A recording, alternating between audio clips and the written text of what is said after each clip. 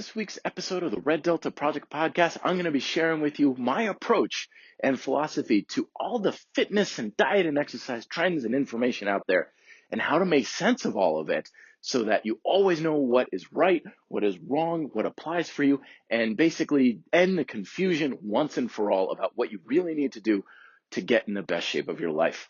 Hello there, my name is Matt Schifferly. I'm an inventor, author of books like Smart Body Weight Training, and of course, founder of the Red Delta Project, which is your resource for simple and efficient diet and exercise tips that enhance your health and fitness without compromising your quality of life. So I got a question today on the YouTube channel, basically saying, how the hell do we make sense of all of this stuff? Like every day, it seems like there's contradictory evidence and research and information, and one expert says X, the other expert says Y, and it's all over the place. And how are we supposed to know what we're actually supposed to do?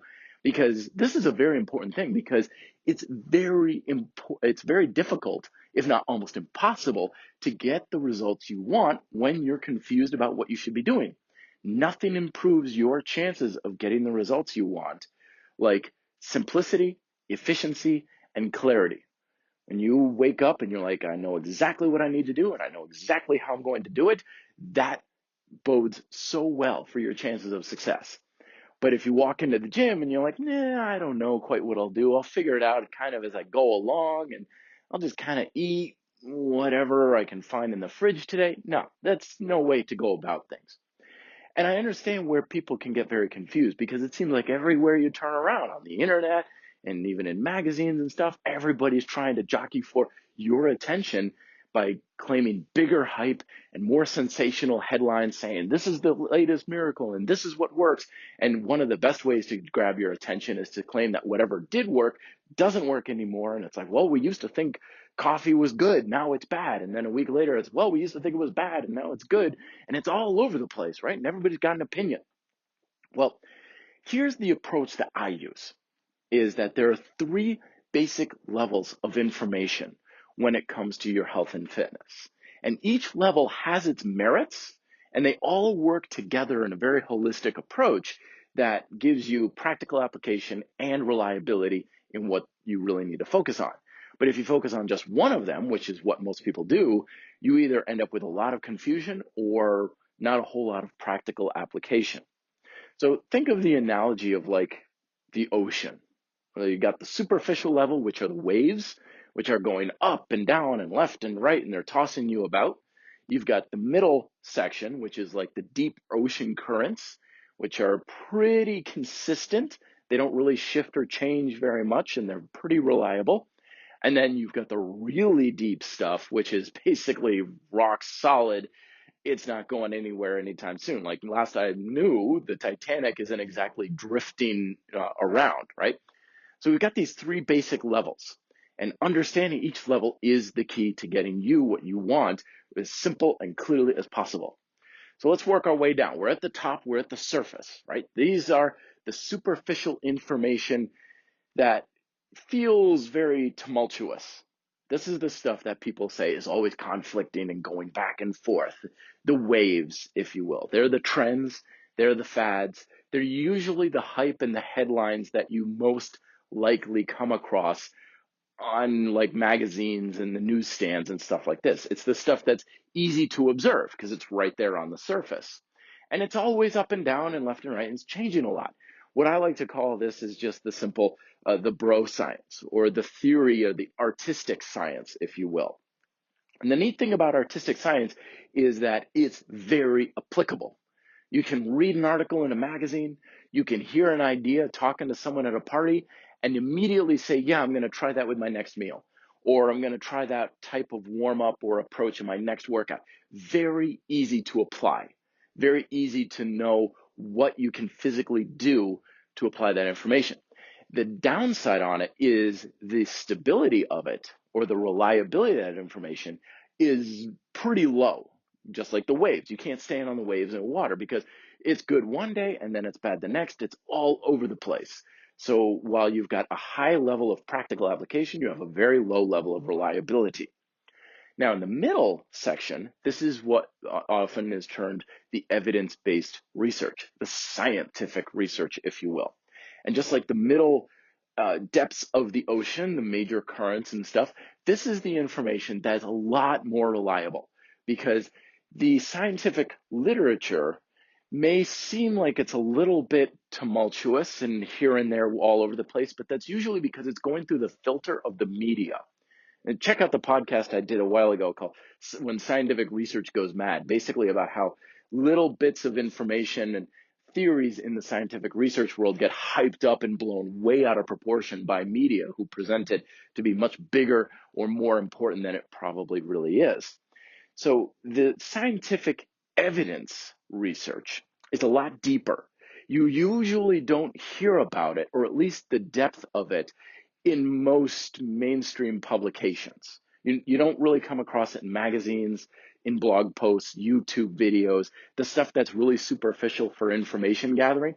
This usually isn't where you get the real honest understanding of evidence-based research. This is where you have to subscribe to scientific journals, or you have some sort of contact with people who are doing the research, who have access to the actual studies, who pick it apart with a fine-tooth comb and basically discuss what it really means. This is like my mass subscription. Greg Nuckols over at Stronger by Science.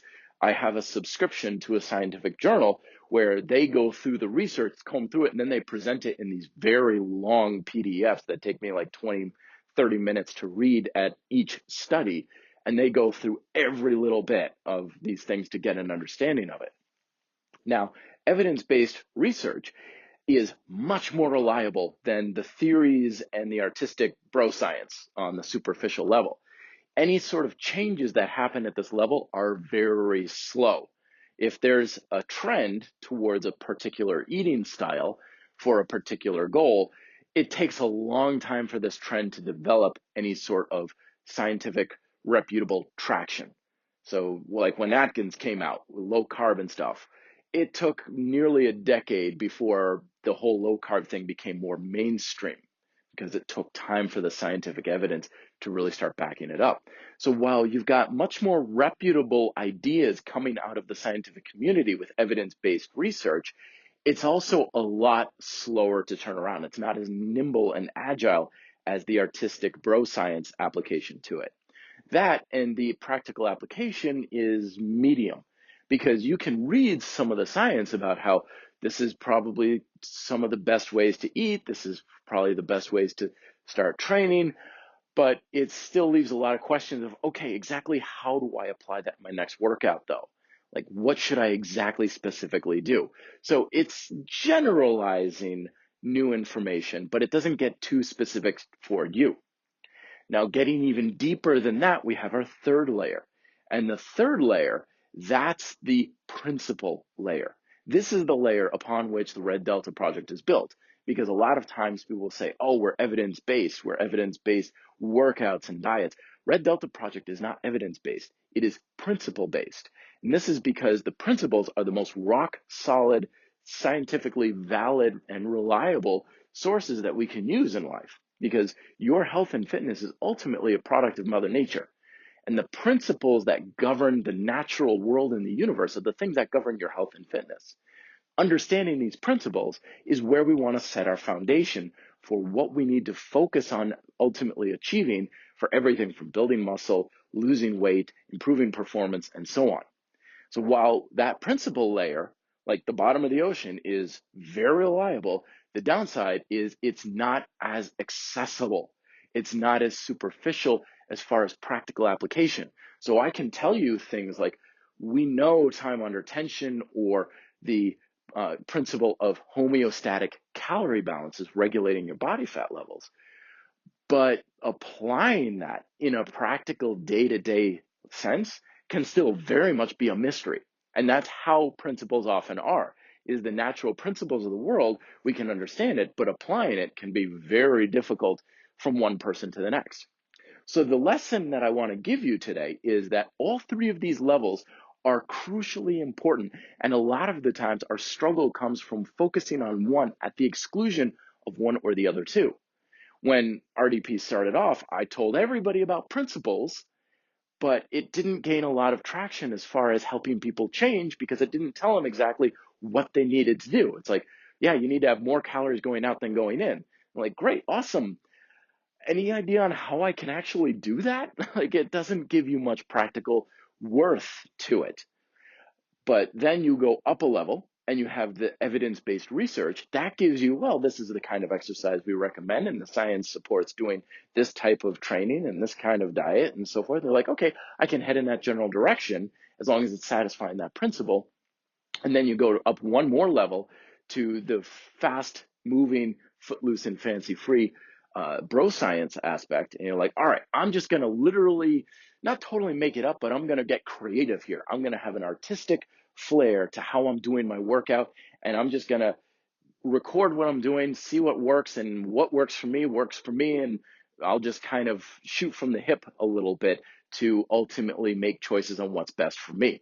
And all three of these are vitally important. You need to have those basic principles to know what direction to head into. You need to have scientific backing to know what general trends are probably going to be more worth your time.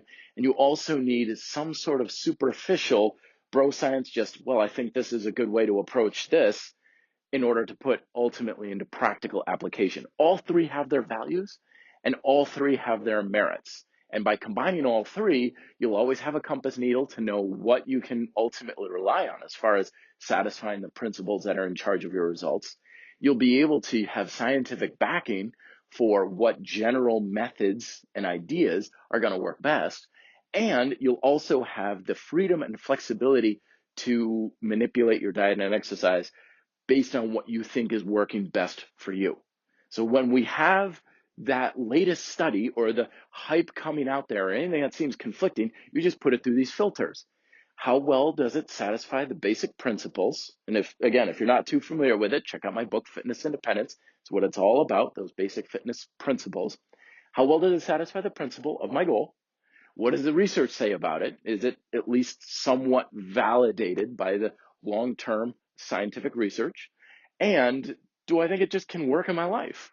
Like, it doesn't matter if there's a theory out there that seems to be the greatest thing that celebrities are doing. If you're like, yeah, but I don't have the resources or the time or the interest in doing it, don't worry about it. It has to be practically applicable to you and the alignment of your resources and your ability to apply it for long periods of time. And if it checks all three of those boxes, it's probably good. But if it's not probably going to help with the scientific research doesn't support it, it doesn't help you really satisfy the principles, and it's not really something that you're going to be able to practically apply very well, don't worry about it. That's your 3-step filtered process that you can put any piece of information through, and as long as it checks off all three, it's probably going to work. And if it's missing just one, probably not worth your time. So there you go. That's my method for it. Let me know if you have any questions down below in the comment section. If you're listening to this on the RDP YouTube channel, if you're listening on your podcast directory, please don't forget to subscribe because I come out with these podcasts every week. You don't want to miss an episode. And as always, you can reach me at reddeltaproject@gmail.com with questions, comments, or suggestions for future podcasts as well. So best of luck in 2019. I'll talk to you guys next week. Till then, be fit, live free.